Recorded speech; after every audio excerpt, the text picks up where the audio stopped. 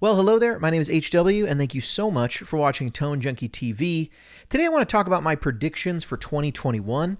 I want to kind of go through what I see happening in the digital market, the sort of world of profiles and captures and modeling, and just the digital guitar market in general. And I want to make some predictions for 2021. And specifically, I want to talk about the new kid on the block, Quad Cortex versus the Kemper. Now, let me just get one thing out of the way here. A lot of people know me as a real Kemper enthusiast. I'm an amp enthusiast. If you watch the channel, you know I'm completely, into the Kemper. We make IRs. I do some stuff for the Helix, but I really bleed green for the Kemper. Now, I know I'm going to get people in the comments saying things like, well, of course he's going to just put down the Quad Cortex. He's going to say the Kemper's the best. Of course he says that. He wants people to buy Kempers so that, he can make more money selling profiles. Let me just get that out of the way for a minute. For me, the market exists outside of me. Units are going to be successful or not. Helix is going to be successful whether I support or not. Kemper's going to be successful whether I support them or not. Quad Cortex Fractal is going to be successful whether I support them or not. Me with my platform, I could not possibly make a unit successful or not just by pushing it. I don't have the reach. And two, let's just play these two things out for a minute, just so you really understand where I sit. If Quad Cortex came out and everyone said this is complete trash, I'm going to throw it in the garbage. All right, that's not going to happen. But it's complete trash. I'm going to throw it in the garbage, and everyone went out and bought a Kemper afterwards.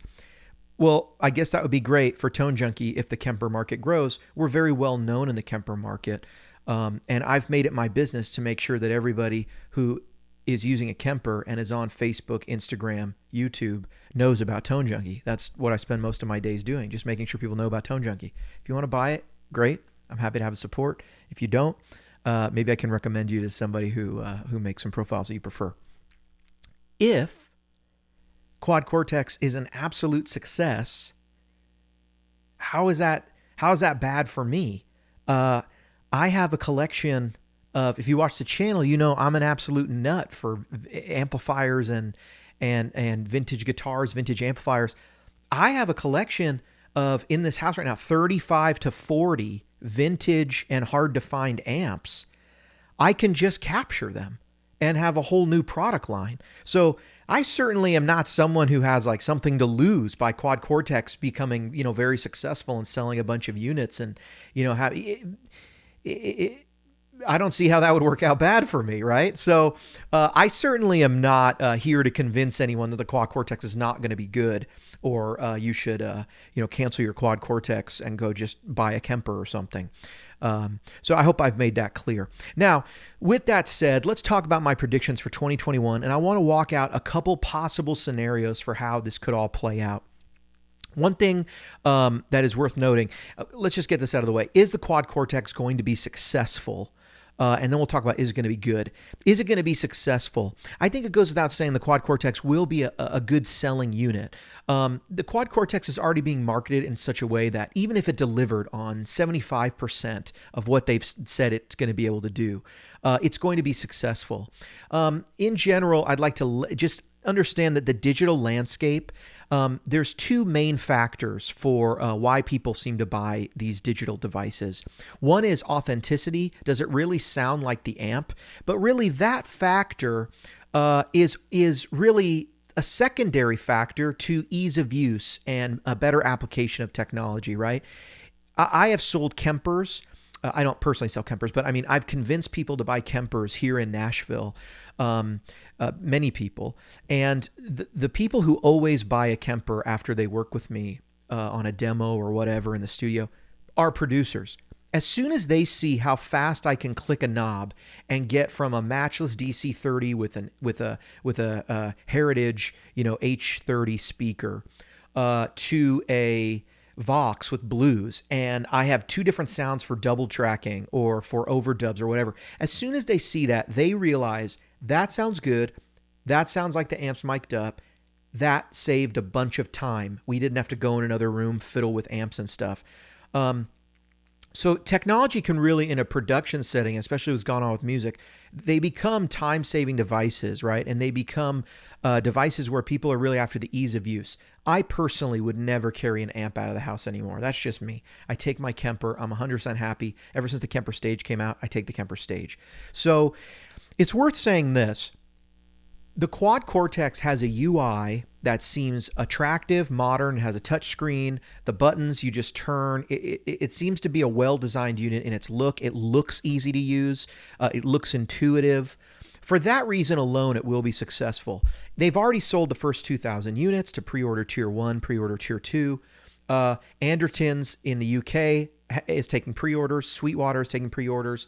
I will point out that neither Sweetwater nor Andertons have advertised to their pre-orders that there's going to be multiple dates for shipping, which would lead me to believe they have not yet sold out of the first sort of tranche or the first shipment of units that they're anticipating getting from Neural DSP, whenever that is. What I mean by that is Neural hasn't said, here's 100 units, and they sold 200, and they have to tell the second 100 people they're not getting their unit. Their website doesn't make any mention that you're ordering a delayed unit that's going to come out after they get the initial order. So I'm just assuming.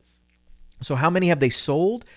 I don't know. I would imagine, though, in this first production run, they're making between 3,000 and 4,000 units, possibly 5,000 units, probably planning another production run shortly after. Hopefully I'm sure they're betting on their success, but they've sold the first 2,000. How many did dealers order? I don't know. You think each dealer ordered another 1,000, knowing that 2,000 were just pre-order? I'm not sure. I really don't know. Or they might be ready to really stock up, and they've got influencers ready to go. Quad Cortex will be successful commercially because the influencer strategy they've already employed. They're doing something very smart, and I just want to say this for 1 minute because I've been a marketer for a lot of years. I've hired people to be spokespersons and sort of models, spokesmodels for lack of a better term, or faces of a company. And I also, this is what I do for a living now. I'm a guy who talks on the internet. Quad Cortex is doing something very valuable. They're getting a lot of influencers, and they seem to be sending the units out and maybe paying the influencers for a video, right? You can pay Pete Thorne whatever his rate is. Maybe it's $600, $800 for a video. Rhett Schill, I would imagine you could pay him, or maybe he just only looks at stuff. Paul Davids, you cannot. I don't believe you can pay. But I don't know. I don't know if Paul or Rhett charges or whatever. But anyway, some people are just ready to do demos. Some people, it's like a kind of a personality channel. So let me just say this. I hope the influencers are smart, and I hope they are actually charging Neural DSP for putting some of their own presets on the unit. And I'll tell you why. You might say, well, why would you charge for putting a preset? Why would Rhett Schill charge for putting a preset on the unit? Here's why. And I don't know it, but it looks like from the social media posts we're seeing that a lot of people are making their own presets, and maybe those will end up on the Neural webs, on the units or something. I hope they're charging for that from an influencer standpoint, because having a preset you made on a unit when it ships, in the consumer's eye, is tantamount to a full endorsement. So I hope they're at least being paid for that. If you turn on a unit and it says when you open it up, Joe Satriani's preset, Eric Johnson's preset, this preset, that, and it's made by them, you take that as an endorsement. That artist looks like an endorser now. That's all I'm saying. If Neural has just sent these out and they said, hey, you want to make some presets? And they said, yeah, that sounds great. Then, I mean, that's genius, really, in the sense of if they're not paying for that, it's incredible. And if they do pay for it, I think the ROI will be huge anyway. All that to say, is Neural going to be successful commercially? Yes. Is this going to be a player in the market coming up? Absolutely. Again, if it delivers on 75% of what it says, we're going to be getting it there. Another obvious example of that is, the Helix. Look, some of the models in the Helix sound great. Some of them don't sound amazing. The new Princeton sounds better than the Twin or Deluxe Reverb. Did that stop people from buying it when the unit first launched? No, but the new Princeton sounds way better than those other two models. That's just how it is. Modeling comes with this inherent flaw. Some models are better than others. Some models will fit your ear and my ear. Another model might suit your ear, but not my ear. It's a little more subjective. But Neural has two real variables out there. Right? There's two ways the product can be viewed as successful or quality, or not successful or not as good as the competition. And that's the two sides of it. It has both the capture ability and the modeling ability.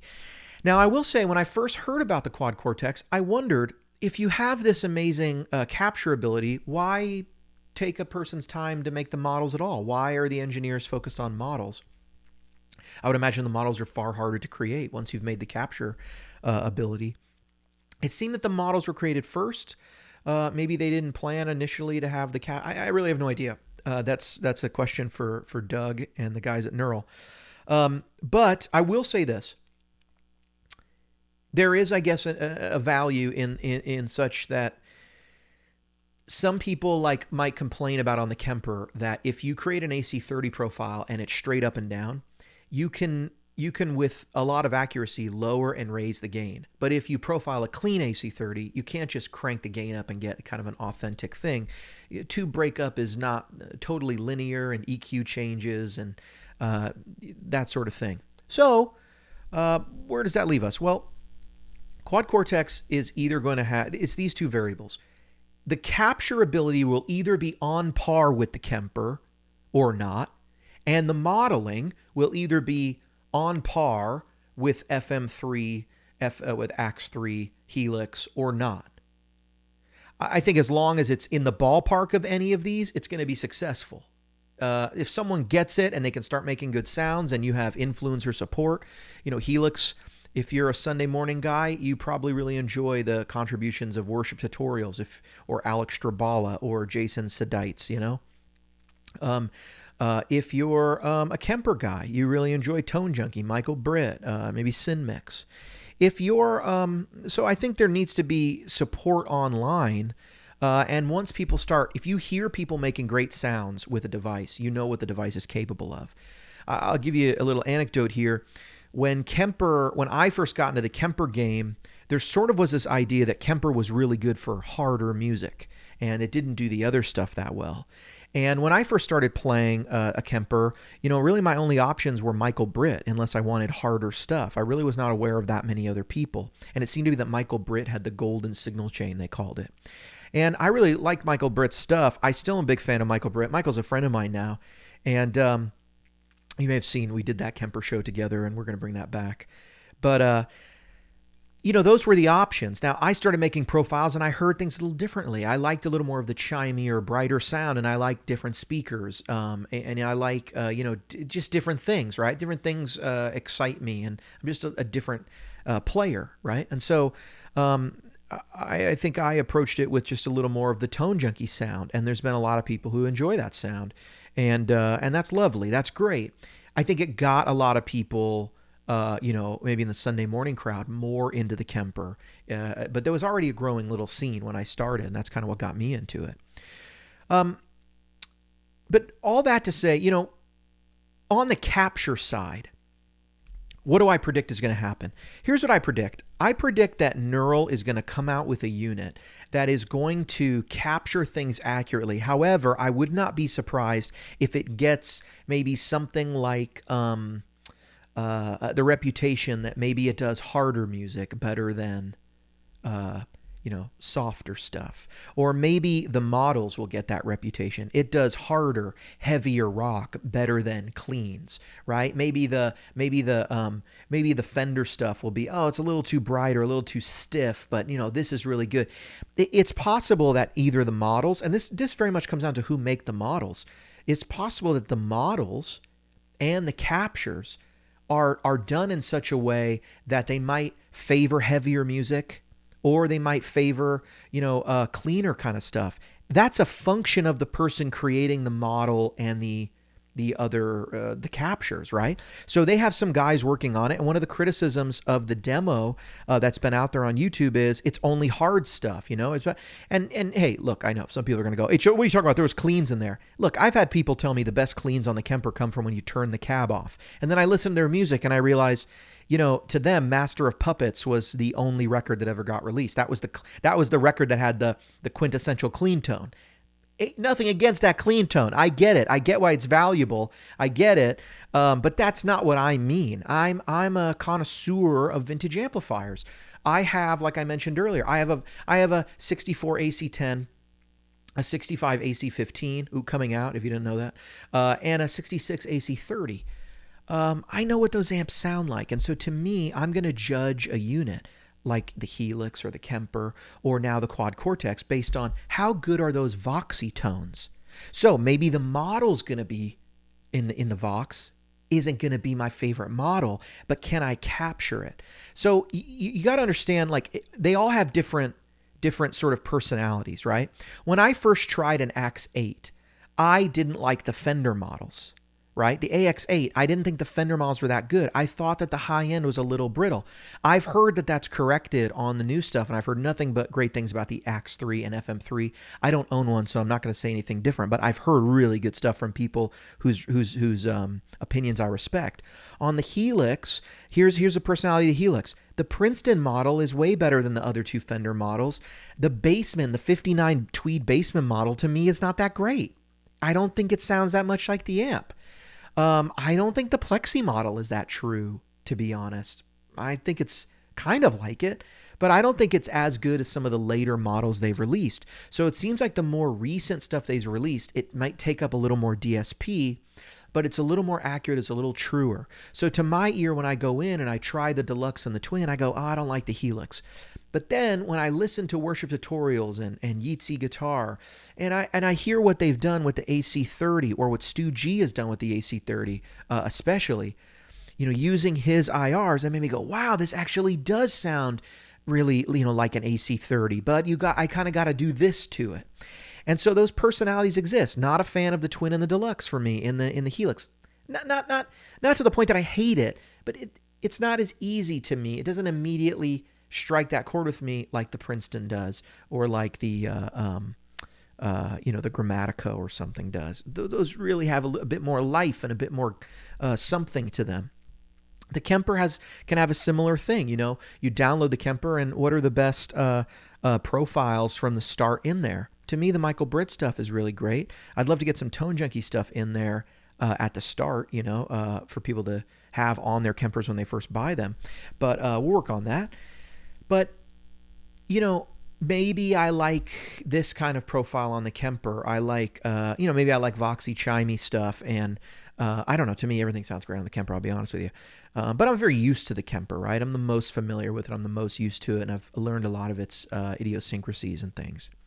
The Quad Cortex captures, I believe, are going to suffer from a similar kind of thing, but it's mostly going to be based on the user. Now, that's if the captures are correct. I've heard some people saying, oh, the high end isn't going to be good, or whatever. I don't know. I don't know how anyone can tell anything from a YouTube demo. And I've even tried to refrain from watching too much stuff on YouTube because, you know, no one knows until they get the unit in front of them. So my predictions in a nutshell are that Quad Cortex is going to be very successful commercially, and I think it's going to be very successful with players. Now, how are people going to say it lines up from this or that? I think we're unsure of how the effects are going to work in terms of I haven't seen Neural come out with, you know, a million great effects. You know, are they going to nail a DMM? Deluxe Memory Man? Is it going to nail? Are they going to nail a tape echo? Are they going to have, are they going to have the most beautiful lush reverbs right out of the gate? I personally would not be surprised if we didn't see churchy Sunday morning style reverbs right out of the gate. Why? Helix didn't even have that. Kemper added theirs later. They have them now. Now, I don't know if Doug and the team have a big sky and they're copying a lot of those algorithms. I don't know.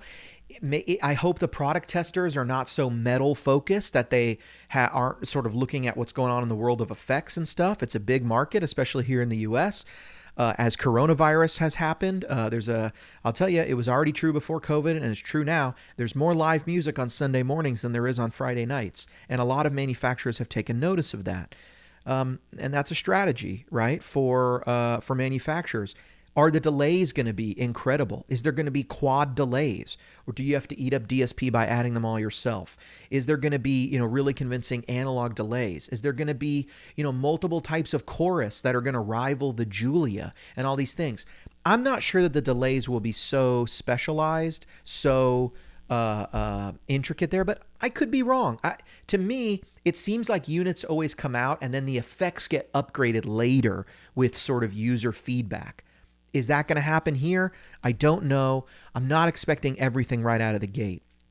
I hope, though, that the capture technology is really up to snuff, and I'm going to be really testing it and shooting it out.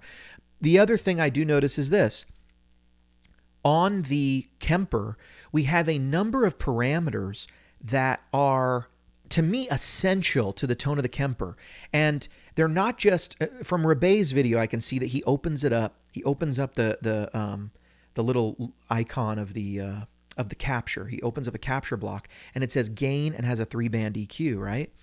I think it has a 4th knob too. The Kemper has a number of parameters such as definition, clarity, compression. I'll tell you, being able to control the compression of the profile in the amp section is something that is really invaluable to the feel of the Kemper. I mean, if you were going to say, well, HW, just put a compressor, before or after. I mean, I would say to you as a gear enthusiast, putting a compressor, before the amp or after the amp is completely different than actually controlling the amount of compression that is sort of created by turning the amp up or louder, or just the compression in the amp is a function of the power section, the rectifier. It's a function of how much gain you're using in the preamp. It's a function of the wattage. I mean, it's being able to control the compression feel in the Kemper is really something that I very much enjoy. And it's one of those options that you have with digital, which actually supersedes what you can do in the analog world. Being able to control compression after the amplifier, but before the cabinet, enables you to have a very silky, touch-sensitive feel without affecting the gain. That compression in the cabinet there, or in the Kemper there, in the amplifier section, is from the model itself. Additionally, an EQ. Can we get a graphic EQ in there? Could we get a 10-band EQ, a 12-band EQ, a 9-band, 6-band, whatever? More options, the better. And the reason I say that is actually being able to control the EQ of the amplifier pre or post gain is really valuable. If you put an EQ in front of the amp, always in front of the amplifier, that's the same as sort of editing the pickups of your guitar, because you're changing the signal going into the amp. Putting it afterwards is like modifying, a speaker EQ, or modifying an EQ on a channel at a mixing desk. So these are very different things, and I think being able to actually edit the model itself with some of these parameters, or some parameters like this, the more things you can do with digital that are difficult to do in the analog world add to ease of use, which is the number one factor why people go after these units in the first place. They want an easier time. Their Princeton only has treble and bass, and that's it. And they don't have any other EQ than that. But on a digital unit, we have all of these options. So I'm anticipating that we have a selection of effects that are not as flushed out, and I think that's normal in the product. Every product that gets released is shooting for something called an MVP, a minimum viable product, and that is a manufacturer saying, here's a product that I will support in the future with updates, which is possible with all the units today. What you look for is, I don't need to build the perfect unit. What I need to do is build a minimum viable product, meaning what is a product that is valuable, that's viable, people will buy, people will use, and they'll be happy with. Then I'll put it out. then I can continue to support it and make that product better.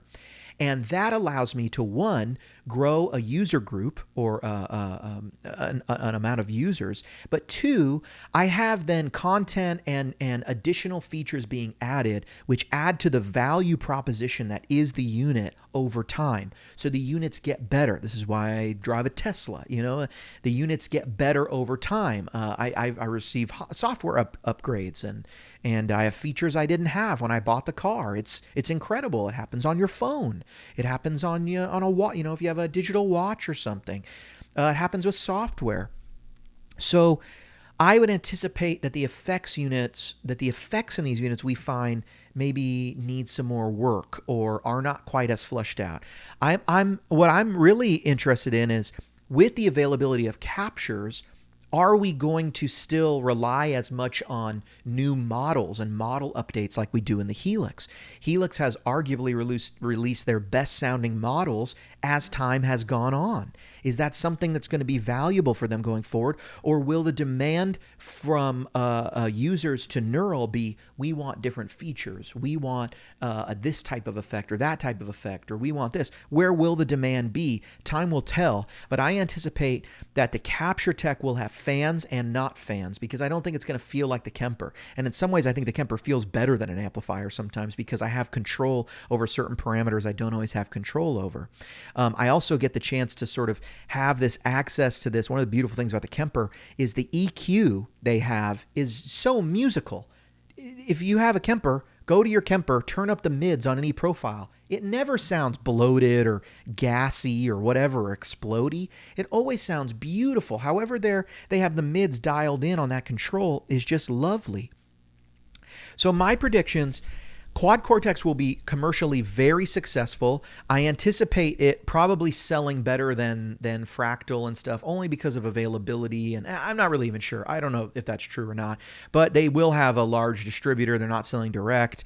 It appears they're really going after the influencers or stuff. I think they're going to make a big splash. Currently, my understanding is Thomann's number one selling product is the Kemper Stage. Kemper ain't worried. I don't think Kemper should be worried. They're not going anywhere. They have a unit that is being backed up by constant software updates. It's one of the best sounding units out there. And even 10 years later, you have artists like Carl Verheyen, who just got together with Sweetwater to produce his Kemper pack. He's a Kemper convert, and we're 10 years in. I mean, what Kemper built is so musical and pleasing sounding. There's just no harshness in it. I mean, that's what's incredible. It's funny. Kemper's aging in a way that it's like one of those older Eventide units where it's like somehow at first people were like, digital sucks, but as time goes on, they realize, my gosh, this is a beautiful, warm, wonderful sounding instrument, instrument. I'll call it an instrument. And it's just it seems to be so musically built. Now maybe you want more touchscreen stuff. That's up to you. But I predict Quad Cortex will be commercially very successful. I predict that the effects will need more flushing out because I think that's normal. I think that the models, I think if they're 70% there, people are going to claim they're the best thing ever in the world. I don't have any reason to think that the models are going to blow away Fractal, because I think the Fractal stuff sounds really good, and they've been doing it a long time. Is the capture tech right on? We'll find out. We'll find out. But I think this is gonna push the industry forward in the sense that UI is going to become a really big issue. People seem to be demanding touch screens, but we're also going to see what happens. This is another thing. We're going to see what happens with the serviceability of those units and who's going to service those units. I'm very interested in who's going to service those units domestically, because one thing I will say about the Kemper, although there were some issues with some buttons on the Kemper Stage at launch, those issues were fixed up pretty pretty quickly. From what I understand, that was some parts that were dirty or faulty, and they received them that way, and it wasn't identified until some units had gone out. They took them back and realized what was going on, and then started checking the parts and realized it was just like a bad batch or something. But that happens in manufacturing. To my knowledge, Kemper made all those right. We're going to see what happens, with with lead times and repair and with a touchscreen. And it's going to be a challenge too, putting a protector over that touchscreen, but I'm sure they're testing this. So that's my predictions. I'm looking forward to the future either way, whether the world ends when Quad Cortex gets here or not, whether it blows everything else out of the water, or whether Kemper, is the undoubtable king after this, and Quad Cortex belongs in a trash. Who knows? Who knows? But I predict it's a great time to be a digital guitar player, to play digital gear. It's a great time to be a guitar player. You know what I'm saying? And I can't wait to continue on this quest to profile the world. And I appreciate you joining me for it. Thanks so much for watching Tone Junkie TV. Let me know what you think. Is the Quad Cortex going to be successful? What are you thinking of it in terms of the Kemper? It seems like a lot of people I know have a Kemper, also want to check out the Quad Cortex. But to me, you're a little bit crazy if you sell a unit before checking out another one. That's just me. I would never do that. But some people do that. I know a lot of people who are like, I've never been happier with the Kemper. The Kemper stage changed my life, and I'm staying there. So we'll see what the future holds. My name's been HW. Thank you so much for watching Tone Junkie TV. Don't forget to like, subscribe. Really helps out the channel. HW, out.